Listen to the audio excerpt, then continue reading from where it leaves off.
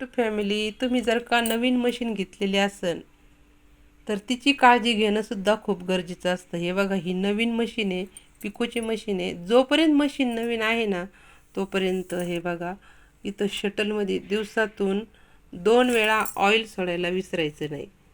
काय होतं मग ते व्यवस्थित पार्ट राहते आणि वारंवार मशीन खराब होत नाही. हे बघा, आतील सुद्धा पार्ट खराब होऊ नये म्हणून इथं सुद्धा ऑइल सोडायचं. हे बघा, इथं मार्किंग केली, इथं इथं हे बघा, इथं इथं अशी मार्किंग केलेली आहे ना, तर तिथं ऑइल सोडायला कधीच विसरायचं नाही. जोपर्यंत नवीन आहे ना तोपर्यंत वारंवार मशिनीमध्ये ऑइल सोडलं ना तर मशीन लवकर खराब होत नाही आणि टीप व्यवस्थित येते, पिको व्यवस्थित येतो.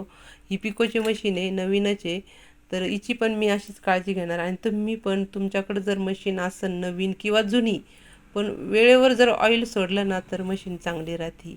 व्हिडिओ आवडला असेल तर सबस्क्राईब, लाईक नक्की करा. बाय.